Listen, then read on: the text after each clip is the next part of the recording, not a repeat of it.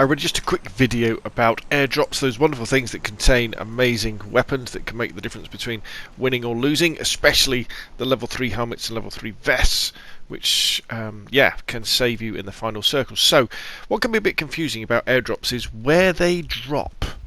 And the thing to remember is airdrops only drop in the playable circle. So once the first circle appears, the airdrops will always drop inside. So let me show you on this map of Vikendi.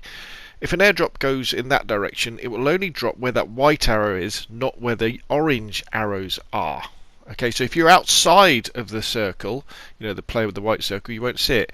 In this case on Miramar, you can see where the circle is, that the airdrops will only drop where that white circle is, not where the orange arrows are.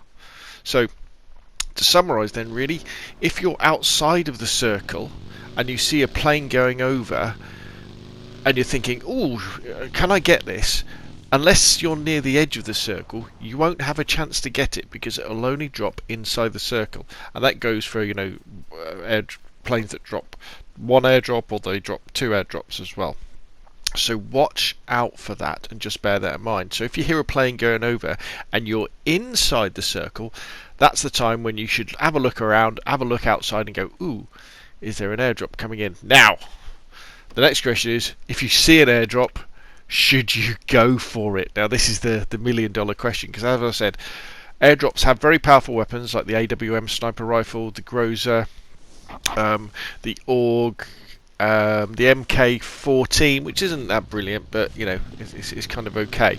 But more importantly, they have level 3 helmets and level 3 vests, unless you're on Vikendi where you can pick them up. Anyway, so they definitely can give you an advantage. The problem is that supply drops, airdrops, they do attract lots of people, especially later in the game when the circles are fairly small.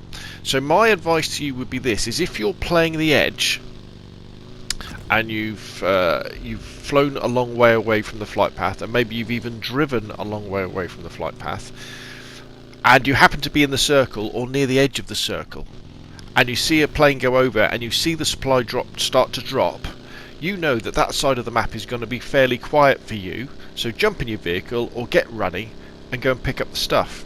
However, if you're close to the centre of the map and you've got people around you and you see an airdrop coming down, what you should use that as a time for is to keep an eye on that airdrop and then shoot the people that are running to it and get some kills, and then probably run away and leave it well alone, because there'll be somebody else with a sniper rifle who's looking at it thinking, I'm going to shoot somebody here.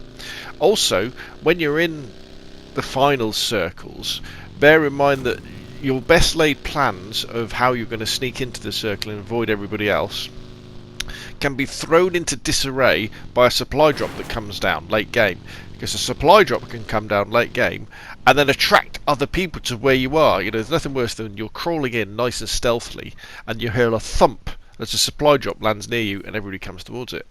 However, the plus side to that is supply drops can make excellent cover in the very, very late game. You know, we're into the last two circles. If there's a supply drop to get behind, you know, get behind it, because who would imagine that anybody would do that sort of thing? So there we go, my little guide to airdrop supply drops. Go to them at your own peril and at your own risk, but remember, they'll only ever drop inside the white circle. They won't drop outside. There we go. If you've got any questions or comments, please put them down below. Thank you very much for watching, and I will see you again soon.